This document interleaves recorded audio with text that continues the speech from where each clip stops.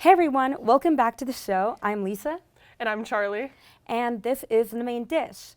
So today we're going to be talking about the movie Priscilla, and I like to think of the movie as a common story of like a power-holding older man capitalizing on a younger girl going through a tough time, but told through the most extreme examples of the rock star Elvis and a 14-year-old girl who had like no friends and just moved to a new country, and she was sad. So let's get into it. Yeah, so I think kind of an interesting dynamic that we both found within our last episode and this episode is that last episode we discussed Saltburn, and primarily we kind of discussed how control was manifested and how these characters gain control through traditionally feminine ways of gaining control. However, this is the complete opposite, right? So this is masculine ways of, or the male depictions of taking control within like relationships. So I think that's like really interesting that both of these movies encapsulate control, but just in different ways. Yeah, so let's get to the appetizer. We should start dishing. Oh, right before we do though, we do want to give a little disclaimer. We know that there's some controversy around the validity of Priscilla's memoir, but we're going to examine this film strictly from a fictional perspective, from like the film itself. And we're not really commenting on stuff that we know happened because we don't know.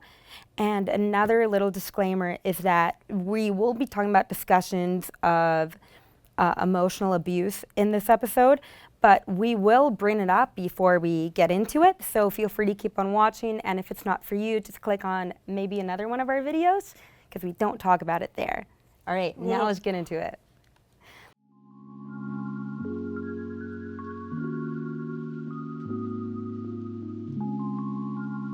So kind of what this movie was made so interesting was that it was supposed to be released after the biopic of Elvis. So it's just nice to see it from her perspective. I think it's really awesome to see a movie from her perspective, because there's not too many movies where you see of these large name celebrities where their wife is just the side character to their whole entire mission. And I think this movie will kind of be like a jumping point for a lot of women in cinema, where they will have more full realized lives in films rather than just be kind of seen as like a secondary character. So it's kind of interesting to see where this movie starts and what it will have for later effects in the world of female in cinema. Yeah, definitely. And I thought it was like so unique to see Elvis just as a side character. Like it was almost like funny sometimes. Yeah, so I guess some funny things that, or some interesting things facts. actually. The movie was only shot in 30 days. Yeah, that's actually effing insane. It's a long movie too. It's close to pushing 2 hours. So the fact that they did it in such an efficient time frame is actually pretty insane. But it was like basically all filmed at like that one house, so I guess they didn't have to move around a lot. But still, that's insane. Okay, another fun fact is that in an interview, Coppola was asked about like what made her want to adapt Priscilla's memoir, what she based it off of. And she said, "I was just so interested in Priscilla's story and her perspective on what it felt like to grow up as a teenager in Graceland.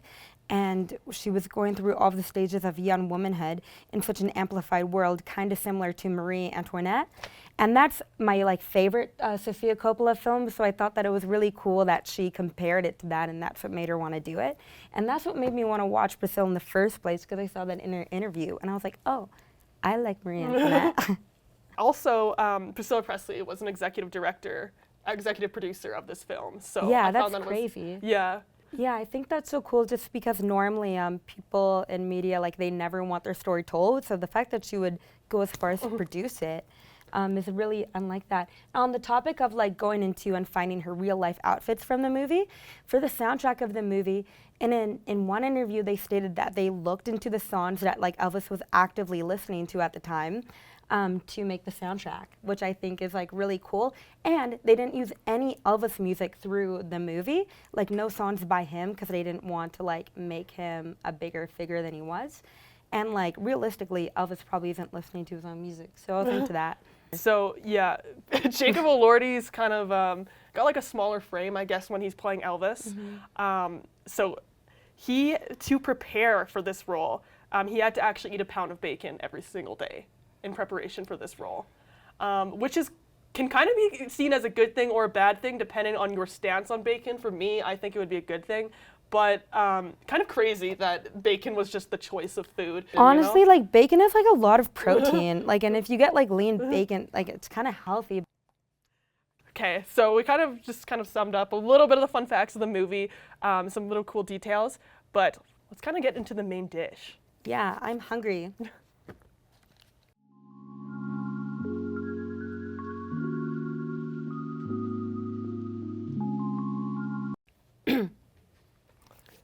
Welcome to the main dish. I hope you're hungry because we have a lot that we want to talk about. So let's get depressing.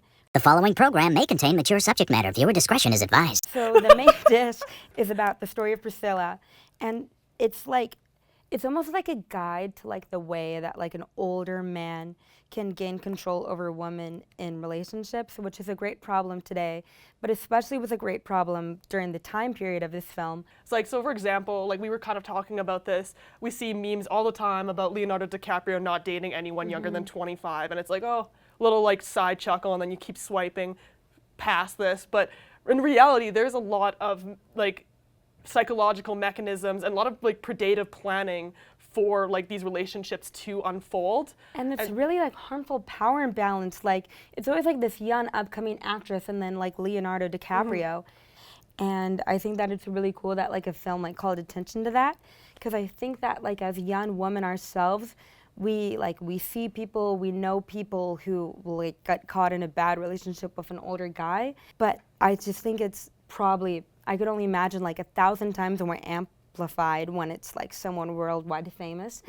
And I could only imagine like the cycles of abuse. So seeing it presented this way was, you know, I think really important. But I will have to say though, I just have to interject here, because Jacob Elordi does not give out that creepy presence whatsoever. And the fact that he was able to nail that as an actor, and like Elvis is such an iconic and memorable person. We all have a vision in our head what Elvis looks like, and I'm sure it's the exact same picture that we all seen from his like tour.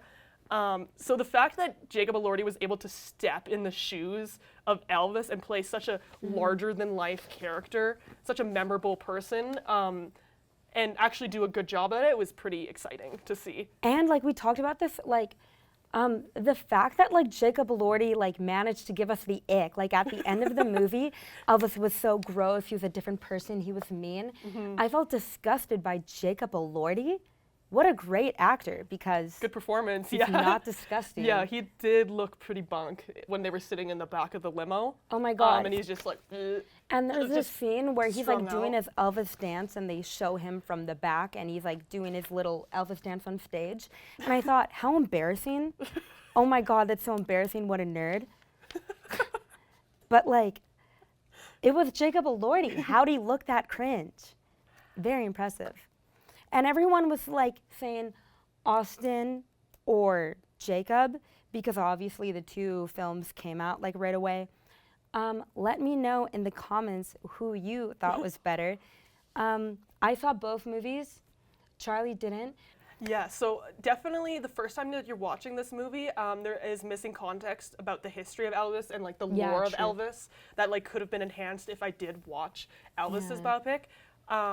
There was one part where Elvis gave Priscilla, when she was still a minor, this sleeping drugs, and she was like in a sleeping coma for about 2 days. And so then I was questioning, I was like, why, like his extended family is living in his house. Like why is his mom or his dad or his cousins, like why is no one concerned about the well-being of this young girl who's passed out from drugs for 2 days? But this movie did really highlight, and kind of like what we mostly wanted to talk about for the main dish, was kind of the examples and how the costuming really portrayed this issue of older men predating on younger women. So in the beginning, she's just like a 14-year-old girl, and we see all of these uptight, constricting dresses, like 50 styles dresses.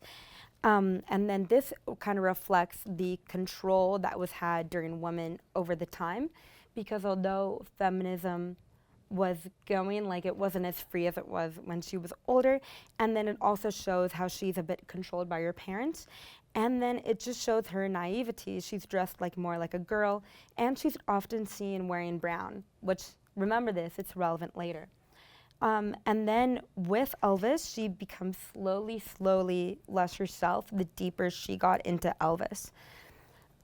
So we can see this because first he tells her to make a transformation to dark eyeliner, dark eyes, and dye her hair dark. And then he instructs her how to dress, and she's dressing more and more to her taste. And it's really flattering and really pretty and like really fun to watch. But it's kind of sad because she's looking less and less like herself. And then this one scene, and we'll put a picture up, but like she had this like flower headband. Her hair was absolutely giant, and like her eye makeup was huge. And she just looked, like the tiny actress who they picked was so overwhelmed and overdeveloped. It felt like it was completely consuming her, and we could barely see her in all of those clothes. So it was like such a great storytelling device on how it just completely consumed all of her, and it's like I can barely see her. And then one like really disturbing thing about when she was with Elvis is that she was consistently shown in full makeup and put together outfits around him. And this was her like seeking perfection to appease him because she didn't have control over anything. And her one form of control was of her appearance to try and constantly look perfect for him. And this was shown when she did a full face of makeup and she was applying fake eyelashes while she was in labor before she gave birth. Like she felt the contractions and then she put on the full face before they went to the hospital. And of course, during her Elvis scene, Elvis told her that he didn't like her wearing brown, and we never see her in brown. Yes, not until near the end of the movie, where she starts to feel liberated and feel the strength to finally overcome this enveloping feeling that Elvis has bestowed upon her, is when she starts to wear the colors she likes. She starts to wear the prints, she starts to wear the browns. Elvis didn't like the browns because it reminded him of the army. So he particularly was like, no browns. But at the end, you see her starting to wear corduroys and like browns, like pants. And her makeup becomes like way lighter, like you can see her face, and then her makeup is just not consuming her. She looks like almost like she did at the beginning of the movie. And she's wearing like long wavy brown curls because he wanted her hair to be big and huge.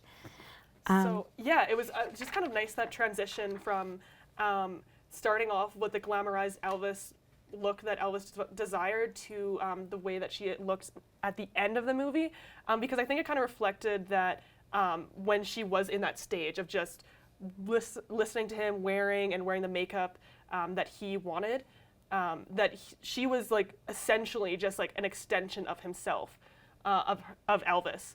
Her outfits and the way that she presented herself was just an extension of the persona that Elvis like wanted to have and like wanted to portray out to the world. And then it wasn't until that she actually started to wear brown is when she becomes her own individual and realized self. And wearing pants. Yeah, pants is a real, that's the real turning point in the movie. Yeah, dude, when she threw on pants, I was like, it's over for him. Yeah, it's so over. But, there was this one actually like really telling scene about like him being succumbed in like his Elvis persona and then her being out of it. But it's when they're doing their family photo shoot on this big chair. And first of all, I noted this down later. Maybe I won't get to it, so we'll say it now. But she is like kneeling on the floor beside him instead of a normal family portrait where they should be sitting side by side together. That portrait of them was like really famous during the time. But then seeing the background of it, you're like, oh, this looks really awkward over like sitting on the floor, like kneeling by him. But when you see like that iconic photo, you don't think about it that way. But anyways, in that photo, Elvis is in this like gaudy outfit, like this colorful tux, and he has this cane and this sunglasses, and he looks like stupid, like in a costume.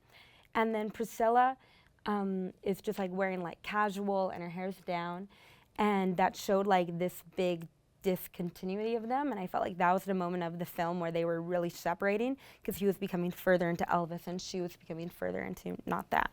I really felt like those two costumes next to each other were really interesting. So I think we've kind of talked about how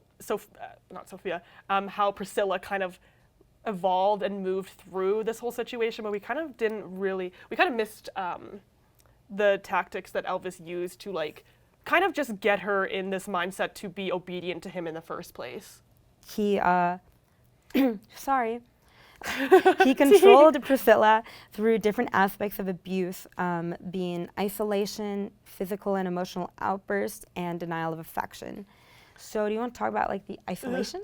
Yes. So throughout this movie, we see Elvis go on multiple tours for concert, go to Hollywood to shoot a movie. Just he's leaving his house and his family in Memphis for extended periods at a time. And Priscilla's not actually allowed to go with him, or he makes it a big stink for her and their daughter to visit Elvis in Hollywood.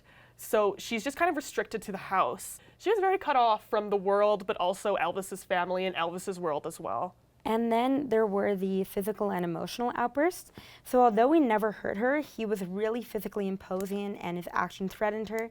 And he had this pattern of always apologizing after, which is a really common pattern among abusers, doing a huge outburst and then just saying, oh my God, I'm so sorry.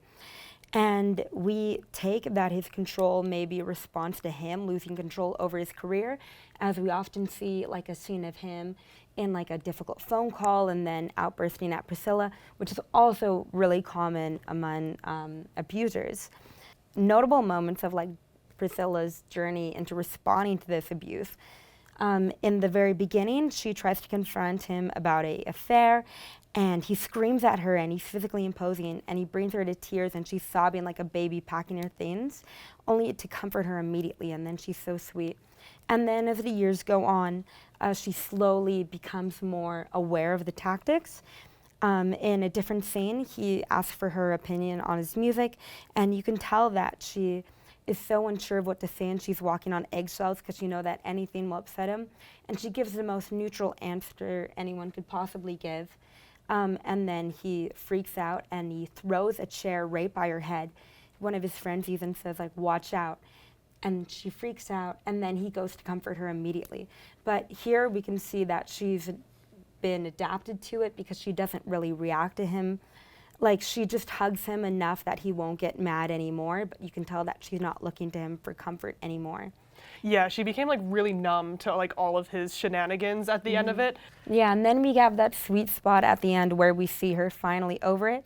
She's now pregnant with his child, a child that he kind of forced her to have. They got pregnant and she said that she wasn't ready, but then he already told his friends about it. Like the moment she told him, she didn't have a chance to say she wasn't ready. And because he was denying affection to her, this is the first time he was nice to her in a long time, so she kept it. And now she's pregnant and he wants nothing to do with her. And then he says, hey, I think we should take a break. Well, she looks like 8 months, 9 months pregnant. And then she's so, and this is more of the emotional outburst than a physical outburst, but then her reaction is completely deadpan. She says, okay, tell me when to pack my things. And in that moment, we can see that she's fully over it. And I know that for all of the girls watching, it was like a really nice moment to watch her just not care at all. Thanks. So that was our little dissection, our little main dish, our meaty part about Priscilla. Are you full? I hope so. Hope so. I hope so. Yeah, so stick around and we'll get right into the dessert.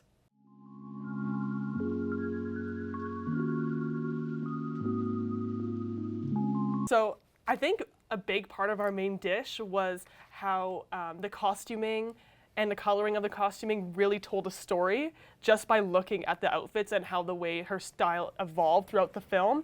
So as a drip check enthusiast, we gotta rate the outfits. Yeah, for sure. Drip check. Drip set. Okay, yeah. 3, 2, 1, 4. Oh. Fuck, Sorry. I was gonna say pass. Pass. I think we need to smash your pass. Wait, that's your pass? No, we're rating it. Okay. She's 14. Pass. I meant the fit. I'm not Elvis. I'm not the Elvis. I obviously For sure. did not mean that with a child. Okay, next fit. Okay, next fit. Wedding fit. Okay, should we Well, just... okay, yeah, obviously smash, but, Okay, I'll but- give a number. I'll give a number. Okay. Okay, 3, 2, 1, 8. 9. Okay. Wow. I know that it's supposed to be like a vintage wedding dress. It's not giving body. Yeah, And that's no, why it's it's not not. 10. No. But she also looks like an angel, so... Yeah, it's not it for her. All right, Vegas, baby. As Elvis would say, Viva Las Vegas. Okay, 3, 2, 1, 9. 10.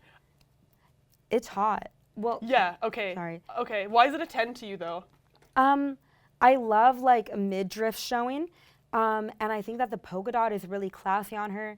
Her hair looks really cool. I like that it's like big and bumpy for the first, like, I don't like it super, but it looks really nice with this outfit. And just like her walking with sunglasses, she looks cool. It's kind of giving Betsy Johnson, but cool. Yeah, no, that's fair.